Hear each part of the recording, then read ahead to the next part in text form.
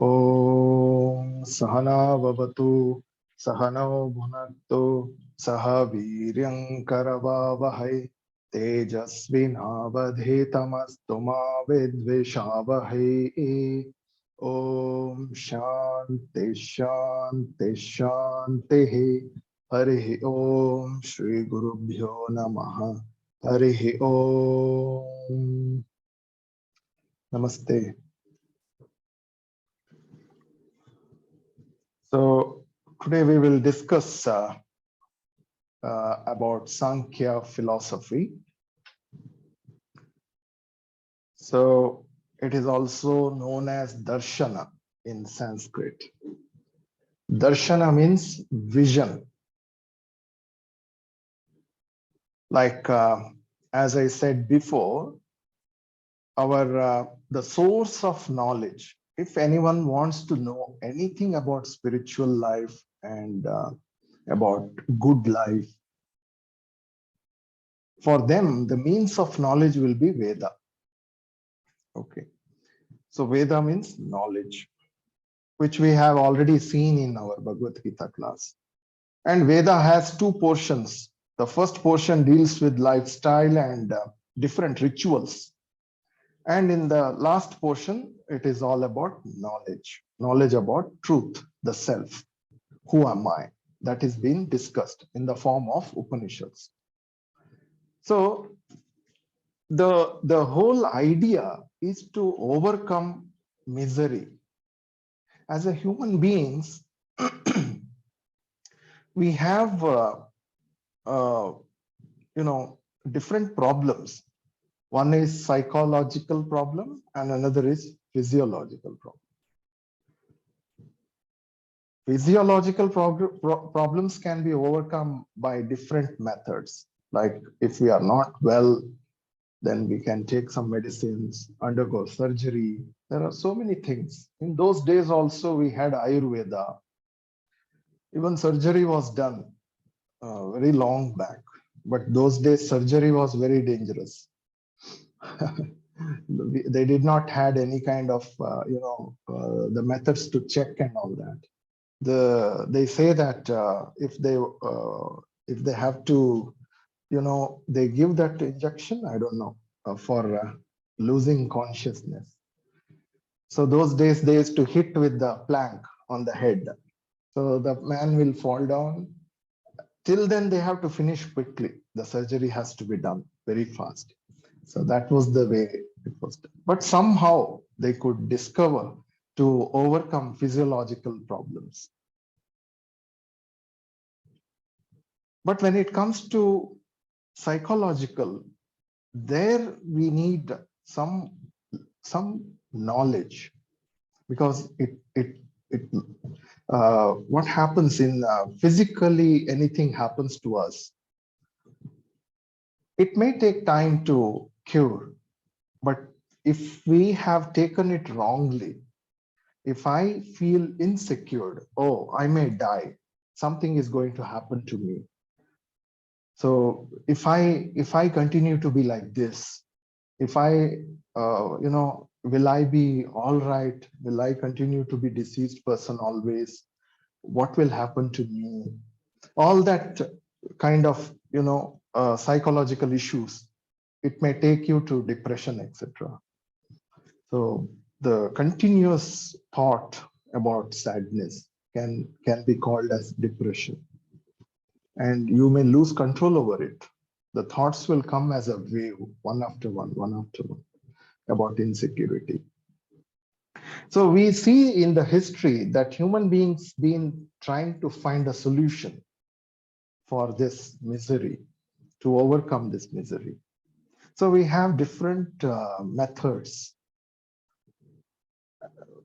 Maybe they have discovered that if human beings can connect with the nature, if they can connect, maybe that can bring some changes in their life.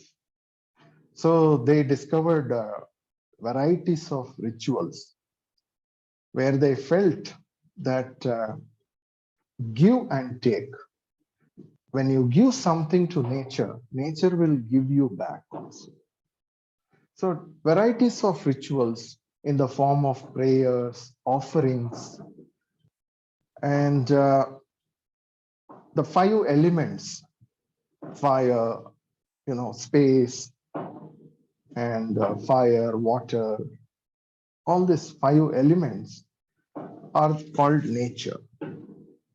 So they thought maybe by pleasing those elements, we can protect ourselves. Maybe that was the idea. Then later, so many rituals came up, and they also could get some result. It is all in the form of actions.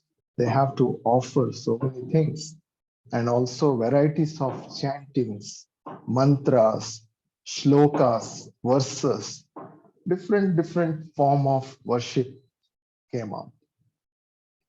I'm talking about like how it got evolved.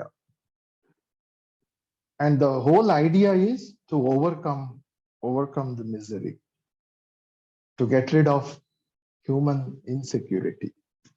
So that was the idea. So this we will find even in the Veda, the lifestyle and varieties of rituals. And the ultimate goal of this ritual is to attain heaven. Heaven means where you will not have problem of age. You will never age there. That's the imagination of heaven.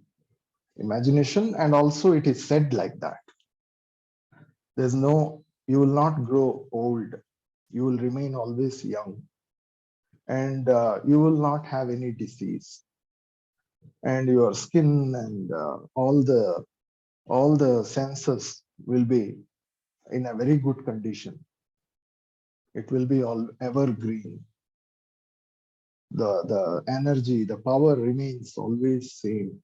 It will not go up and down, etc. And there will be no dearth of wealth, because whatever you wish, it will come to you. So there's no fear of wealth, and there will be no fear of future. So this is the ultimate goal to reach. So even these rituals also, there are some particular rituals which gives the result of heaven. It takes you to heaven. But the problem is, will that heaven also will be permanent? Will you be happy there? Somehow you manage to, just for example, somehow you manage to get the heaven by doing various rituals. You invested so much, your energy, your time, your money, everything you invested to get that kind of place where everything will be beautiful, everything will be nice. But that is also not permanent. So the idea is, all these rituals will give you some kind of result called punya. Punya means the result of doing good. Okay. And if you do something wrong, you will get the result called sin, papa. Papa and punya. The result of doing something wrong will be papa. So it is like your bank account. As long as you have money in your account, you are very happy. But it won't stay stable. It won't be always the same. As you spend it, it reduces. It comes down, count down. So it is exactly same here. You gain punya, that is a result of good action, and that result will take you to higher lokas. Lokas means different levels of world. We have so many different world, 7 up and 7 down. Every world has a description. So this was the idea behind it. Everybody wants to be happy. And we believe that if I have all the materials which helps me to live, then only I can be happy. Materials like I need a house, I need a car, I need a bank security, money in the bank, good number of amount. Because money is very important for health and everything. We need money to pay our bills, everything. So the whole idea to acquire materials, because we believe in that only these materials can make us live happily and we can achieve whatever we want. But here again, the problem is the people who are already acquired, who have all this, they are happy? Can anybody say that the person who has everything, can he say or she can say that, yes, I am happy now. I have no problem, no issues. And there's no time where I feel sad. I'm always happy. We don't see that. Everything has a limited time. It won't come in abundance. It has its own limited, it's all limited. It's not unlimited.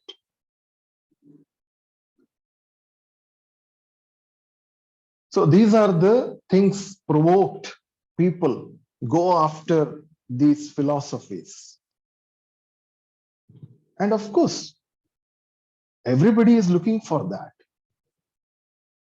So, because the Veda is meant for human development, for human growth. So that part also is touched. If somebody is very poor, struggling, he cannot even think about God. It is said, empty stomach cannot chant God's name. You need food inside. Then only you get some energy. And also desires. As long as you have desires, you will be occupied with only that desire. You cannot think above all that, above anything except your survival. Only when the survival is met, then you think of something else. You get time, you get space within your mind to inquire, what is the final goal of human life? What I am supposed to achieve? I had so many desires in this, so many years of life, and I have achieved everything. But will this continuously go on like this? On and on? Is there anything called end for this? And also what I felt that these things will give me happiness, and I don't see that it can give me that happiness what I had expectations. So this is what happens in every human life. So these are the problems are discussed in the philosophy. What is the cause for human misery? Is there really called misery? First of all, one has to inquire. If before killing the demon, you should know, does demon exist or not? Does misery exist? Of course. You will say, of course, Swamiji, there is something called sorrow, and we feel that often. There is something called sorrow, and there is something called happiness. This is being experienced by each of us. So these are the topics covered in the first portion of Veda, and the whole Veda itself is for that, to get rid of sadness, sorrow. That's the whole teaching. And we have different visions of different people, different sages, the people, who inquired into. So there are 6 darshanas, it is called darshanas, different visions. They came up with their own visions in keeping with Veda. They said, of course, we accept Veda. What they are talking is true, but we have our own vision. We understand Veda like this. This is the way they interpret. So that's called darshana. Darshana literally means vision. So we have astika darshana and nastika darshana. Okay. If you look into this kind of books, you will see that. Astika darshana means one who believes. Astika means one who believes in God. Nastika, no. Nastika means don't believe in God. So here it is not God. Here it is one who takes Veda as an authority, the final authority. One who accepts Veda as a final authority is Astika. And Nastika means they say we don't take Veda as final authority. So we don't take Veda at all. We have our own vision. So within this also, there are people who accept God. And there are people within this 6, there are 6 darshanas. They in that 6 darshana who accept Veda as a final authority. Within that also, they don't accept God, because in Veda we have something called God. Of course, there is a definition. What is God? God is not someone sitting somewhere. In that way, we don't take. For us, God means Ishvara. The word God is English. Ishvara. Ishvara means who pervades. Whatever is here is God. Everything has come from God, and whatever is here is God. In that way, we look at it. In different order, like psychological order. So different order. Physiological order. So we look at God as different orders.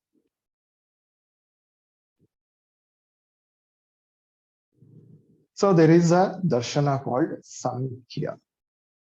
Sankhya philosophy. Like we have 6 darshanas. Nyaya. Nyaya means logic. Logically, they arrive at the truth. They have different logics. How one can understand truth and get rid of misery.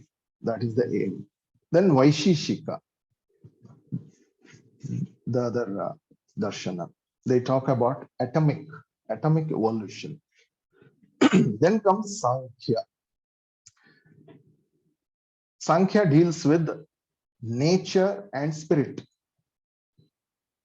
They talk about Prakriti and Purusha. Very important for yoga people. And then comes Yoga by Patanjali. Yoga deals with the sadhana and mind. Sadhana means spiritual practice. And we have Purva Mimamsa and Uttara Mimamsa. Purva Mimamsa, there is one more text that is also one darshana. They deal with the rituals. They talk about rituals, how one can attain higher life, but through different varieties of rituals. And Uttara Mimamsa talks about self-knowledge. It's also called Vedanta, Uttara Mimamsa. So 6 are there. In that first logic, that is Nyaya and Vaishishika, they go together. They are like brothers. Same way here, Sankhya and Yoga, they go together. Generally, it is said, if you want to understand the ultimate goal of yoga, then you have to study Sankhya. Because a lot of things are taken from Sankhya only in yoga. The only difference comes is Sankhya accepts Veda as an authority for knowledge, but Sankhya does not accept God. The concept of God is denied there. But Patanjali has accepted God. He has brought out in one sutra saying there is God, there is some special entity called God. It has to be understood.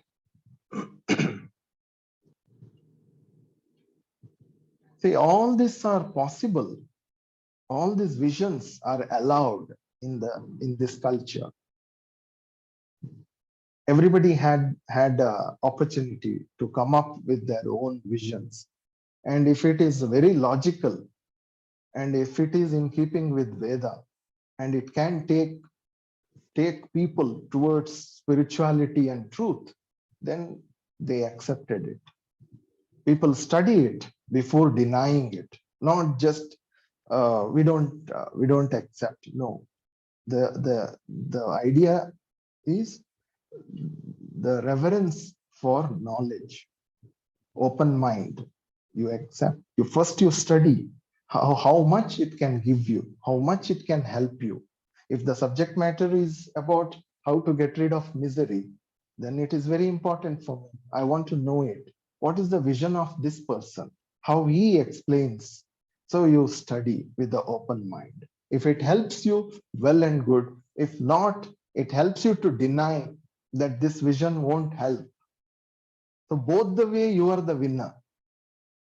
If you see it is really worth studying and it is helping you, it is well and good. And if it is not helping you, it is also good for you to say, no, this won't help. So before denying, you are supposed to study. You can't just deny saying that this doesn't work. Have you studied that? No. Then how could you do that? So we accept anyone coming up with some vision. Different visions are welcome. So because of that, we see different darshanas. Not only people who accept Veda, we also welcome people who don't accept Veda. It's all about learning, knowledge, you know.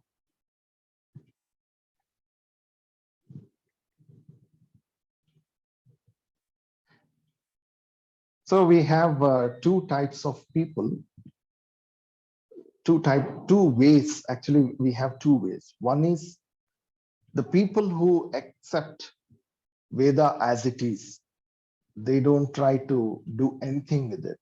They just follow what is being said. Another group of people, they interpret. They come up with their own vision, some ideas, or some not correction exactly, that some methods according to time and place. Because those days, 5,000 years back, 10,000 years back, what is being said may not be applicable in this time. Maybe true, it is right, but those days, those time, those geographical condition, all that may be not possible in this condition now, present condition. So these people, they come up with the different methods, different sadhana prakriya, that is spiritual practices.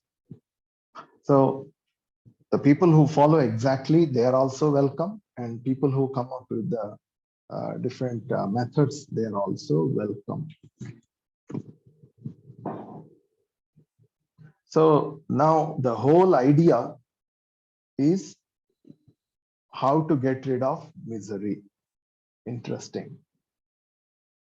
Before that, we are supposed to know what is meant by misery. I will give you a long introduction today, and because it is a very big subject, I cannot follow a book verse by verse. This Sankhya philosophy has 3 books. Okay, one book is called Sankhya Sutras. Sutras means it's like aphorism. It has 527 sutras, aphorisms. And Sankhya Karika, there's a small text that is by another disciple of Kapila, Ishvara Krishna. There's one person. There was a person long back, I think 1200 years back. So he has come up with a book called Sankhya Karika. It has 72 verses. And there is one more book I have not seen yet, Tattva Samasa. There is one book. So we have only 3 books. As per my knowledge, we have only 3 books about Sankhya.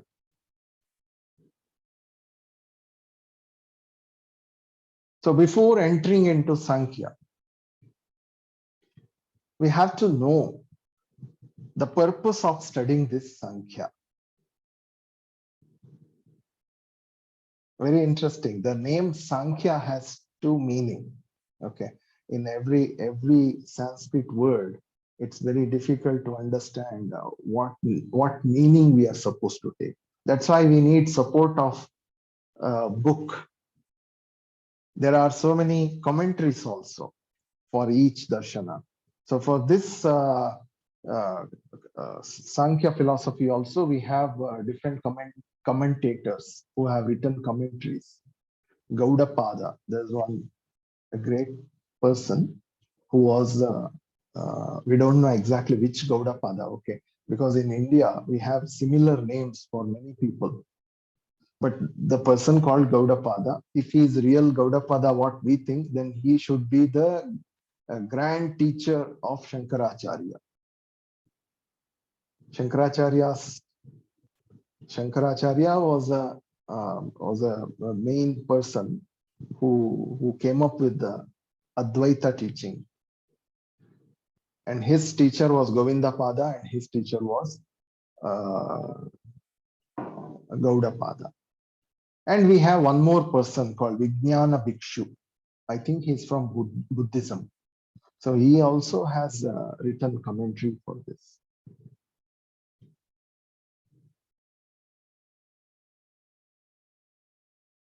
So Sankhya has 2 meanings. One is Samyak Khyayate in Sanskrit, means proper discrimination, discriminating between 2.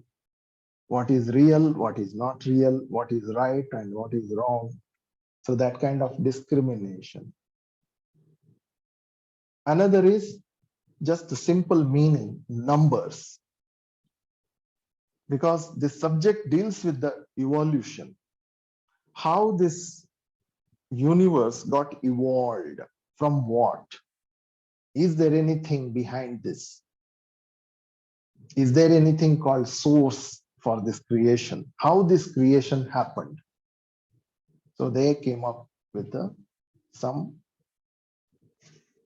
philosophy about that creation. What is creation? And what is the solution? What is the solution for human life? Solution for what? To get rid of misery. How long? How long you want to be happy? 1 hour, 2 hours, 1 year, 2 years, 3 years, 10 years. Everybody will say, as long as we are alive, I want to be happy. Everybody wants that, right? So they dealt with that. How one can get rid of human misery. So this is the meaning of Sankhya, as I said, 2 meanings. So let's come to what is meant by misery. Then we will get into the text. It becomes very easy. Immediately you will catch each, even if you happen to read this book after our class or after completion of this course, it becomes very easy for you to catch it. So that is what I'm trying here, going a little deeper in the beginning, giving a good introduction. Then we will look into the text topic wise. So then later you can read any book and understand it.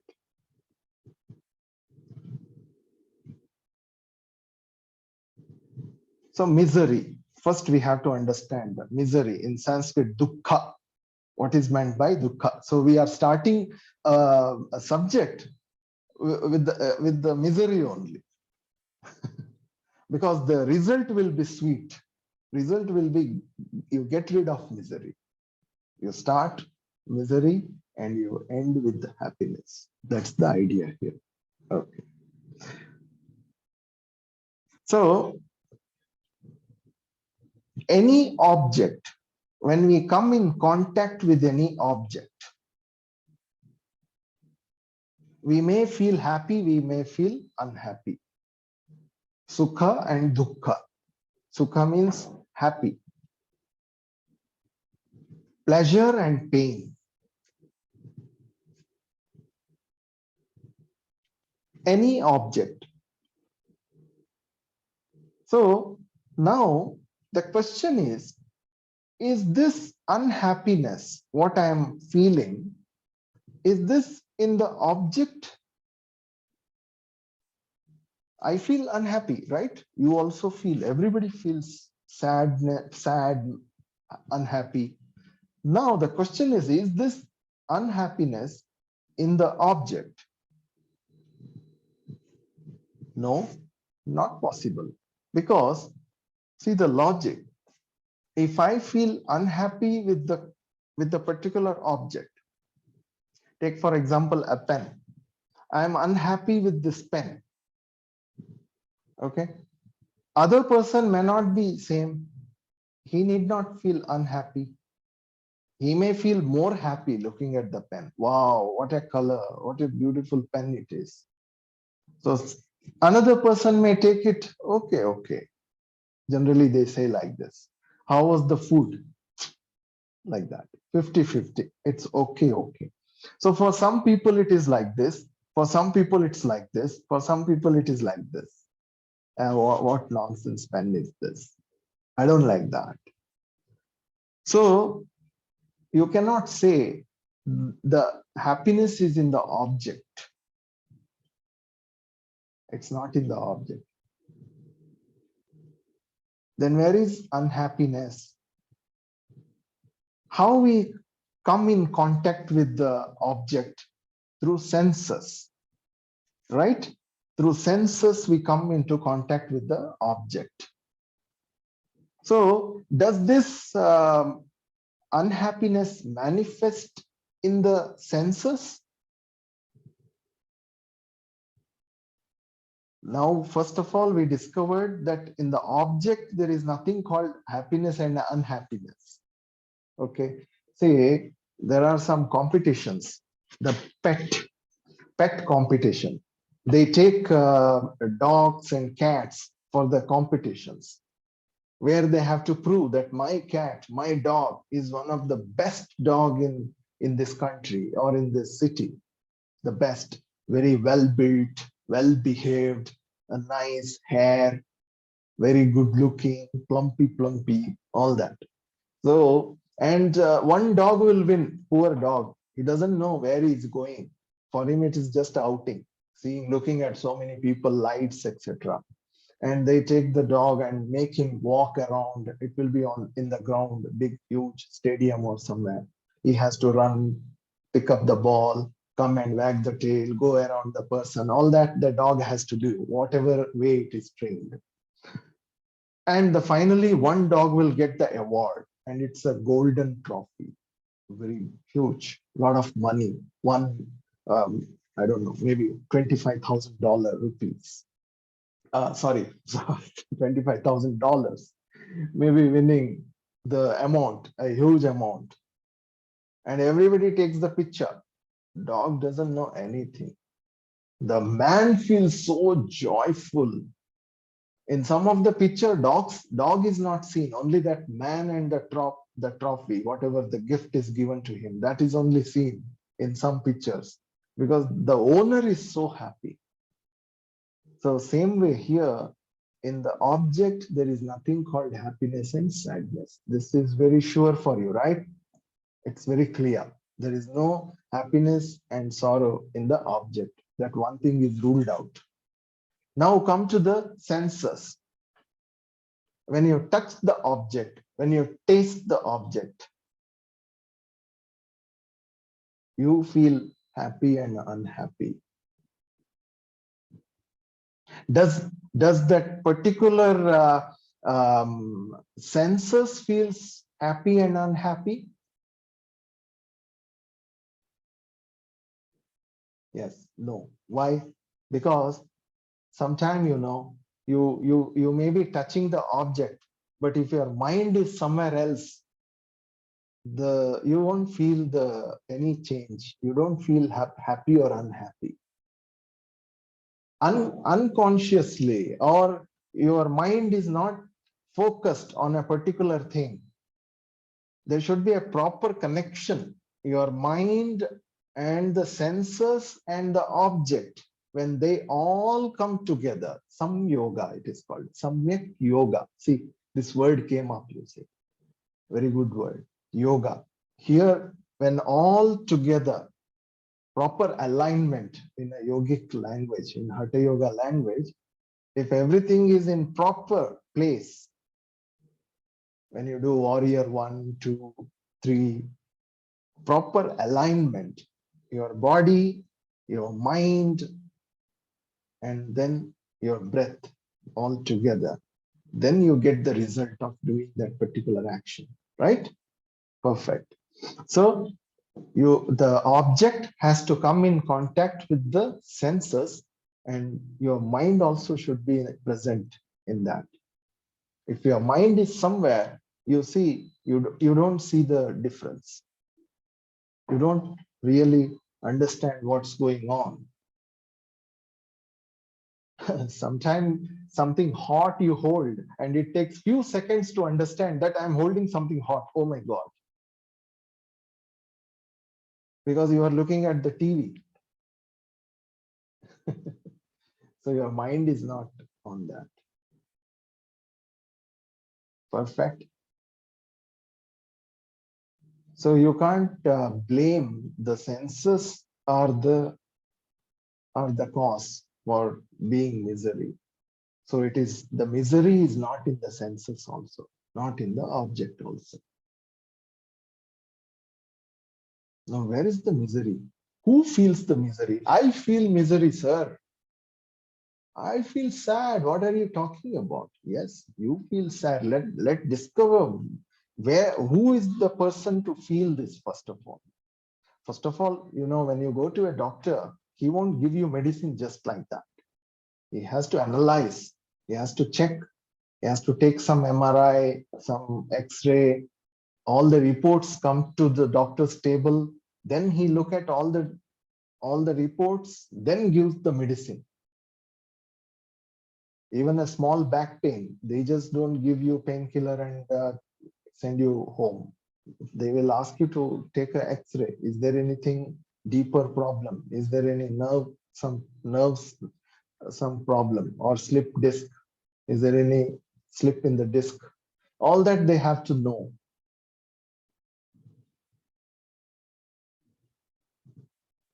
Now, in the philosophy we read, the source of happiness is my own self. How we prove that?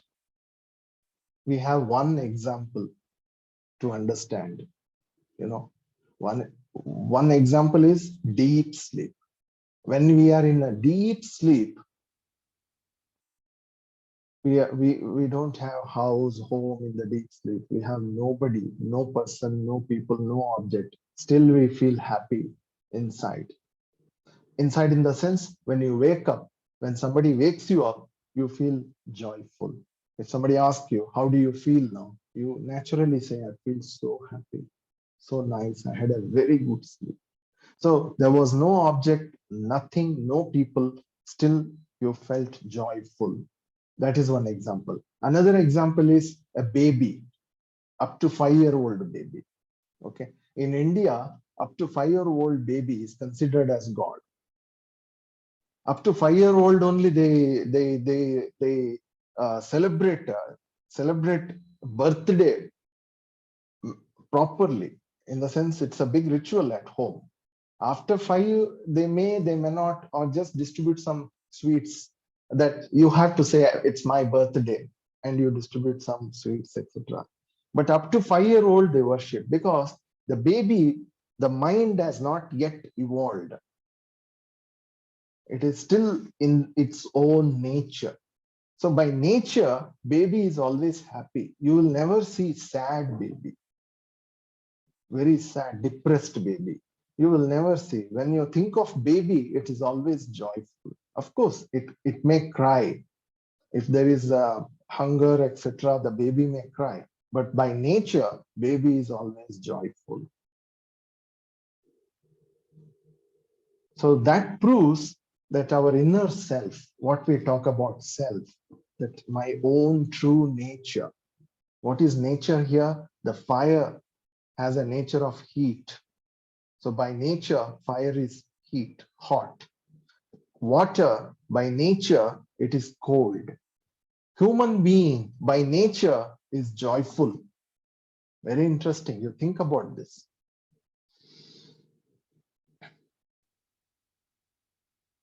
Only desires makes him feel that he's not happy anymore. Once he looks at the object, oh, without that object, I am unhappy. I need it. Then all the problem begins there. Then you fight for it, you want it, you do so many actions, and every action has a result, and then you get lost in the ocean of karma. Karma means action. You forget. Then you don't know how to come back. You don't know where you are now. You have lost in the objective world. So the spirituality is to bring you back to the self. All this, we will see why meditation and why we need to follow spiritual practices, why it is said, in what way it is useful. We will see that now. So our inner self is only joyful, as we saw 2 examples. So then where is unhappiness? By nature, we are joyful, and it is not in the senses, because senses are not independent.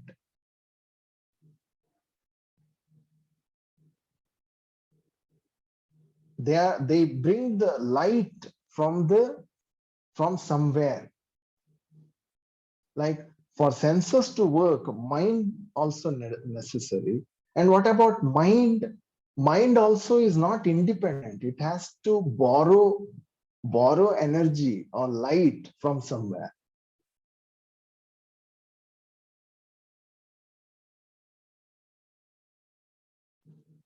Did you understand now? The object is a matter. Okay, that's very clear. Senses also are considered as a matter. Senses by itself, they are not independent. No senses can work by themselves. There should be something behind it. So senses also is called jadam. Jadam means, in Sanskrit, jadam means matter in English. Sanskrit, jadam and matter. What about mind? Mind also is called jadam, matter. This is all very important for you to understand, to get into the philosophy of Sankhya. Then what about self?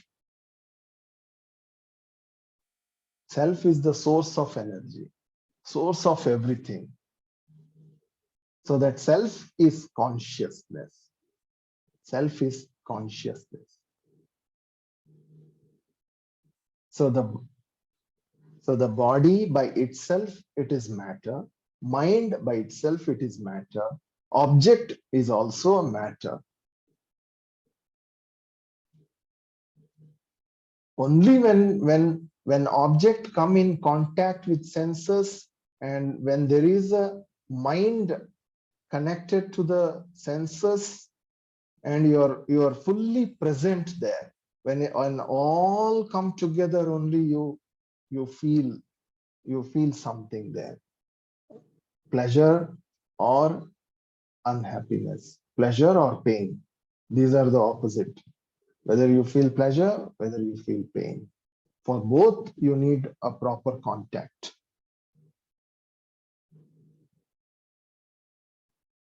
So you feel misery if that object is against what you desired. If it is against what you desire, then that will give you pain, right? Object coming in contact with senses.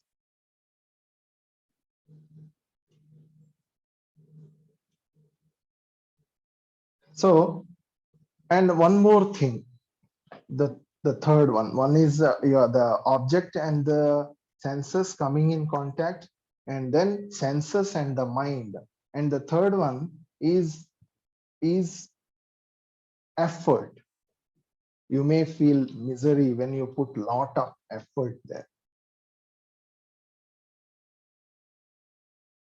First, when you feel sad when something unwanted you come in contact, that is your senses and the objects. And the second one is senses and the mind. And the third one is effort, ayasa. You put lot of effort, that can bring misery. You may feel sad. Lot of effort, which tires you in life. And fourth one is when you are not in touch with yourself, with your real self. So this also can bring misery when you are not in touch with yourself. So how to handle that first one, the coming in contact with the object and the senses? Then we have something called yama, niyama. Have you heard this in Ashtanga Yoga in Patanjali? We have some values to be followed to keep away from all these problems. Yama, niyama. You can check in some of the books what is yama, niyama, or we will talk on that in some point of time. So some values to be followed. Then what about mind? How can I manage my mind? There comes the meditation. There comes the meditation, where you know, where you understand, where you objectify the senses, where you see the space between the senses and the mind. So meditation helps you to have that space. So that way also you can keep the distance. So meditation comes in that. And too much effort, too much effort is also painful. So you bring some silence in your life. You try to let go. You take to silence. Let my mind settle down. Or samadhi, where you totally get merged. Your mind is totally quiet. Then the fourth one is you completely recognize yourself as non-doer. That is the goal. You finally discover your own self as a non-doer, as consciousness, as spirit, or you can call it as a soul also. We will see, we'll look into it. We will see each word. So that is the goal. So now, again, still, we have not come yet where this misery takes place, where this misery happens. We have to get rid of misery, right? The pain, where this pain happens, where it takes place actually. It is said, neither it is in the object, ruled out, neither it is in the senses, ruled out, neither it is in the mind. Swamiji, it is in the mind. Yes, we will see that. What is mind? Mind is jadam. Mind is matter. Mind by itself, it cannot work. It needs something. You need to pay attention. You have to, sometimes you say, I don't want these thoughts, but it keeps coming to me. Then how can you be the mind? Right? So mind is not an independent entity. It is dependent on the self, on you. The mind is dependent on you. You are the person who gives light to the mind. So you are not the mind. That's why meditation is there. If you are the mind, then who is to do meditation? What is the purpose of doing meditation? Why you need to see the space between you and the mind? So that itself proves that mind cannot be you. It is your mind. Is that clear? Am I clear till now? Yeah. Then finally comes the self. As I said, the self is the source of happiness. Fine. So the pain is not in the self. It's very clear because it's the source of happiness. Then where is the pain? So, but you experience the pain. It is said there is in between someone who feels the pain. And that person is a person who is totally ignorant about the self. That person feels the pain. It's very interesting. You have to really contemplate on it. You have to think on it. It is really to be discovered. Who is that in between? In between, there is someone who feels pain, who identifies with the object. This is my car. This is my pen. This is my senses.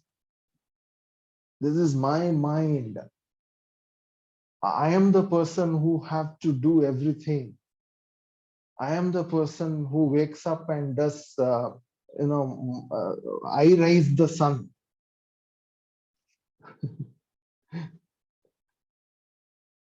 So the person who thinks that I am the doer, I have to stop aging, I have to do everything, I have to digest my food, I have eaten food, I have to digest my food, and I am the person who digests the food. That person, did you understand now?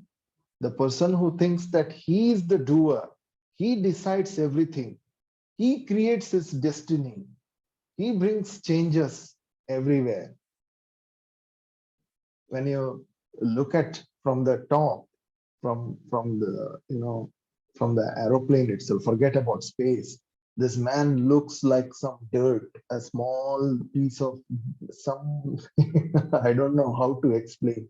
The man who says, I am the doer, I am this, I am that, I can do, I can bring. The person who says that is the lion in the house. And if he is among children, small kids, for them he's a lion. But from the top, when you look at him, is a dust particle. So the person who says, I am the doer, I am everything, I can do everything, that person feels sad and happiness.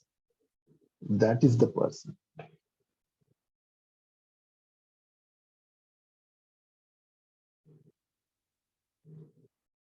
Okay. So that person is called ignorant person, who is totally ignorant, and he claims that this joy and this pleasure and pain belongs to me. He just claims it because of not having the clear understanding. There is a lack of clarity. What is what? The person has no idea what's going on in the scheme of life. The person is totally ignorant. Who is what? What is what? He cannot see the differences. So here Sankhya comes in to really help you to how one can get rid of misery through discriminating, to seeing things as they are.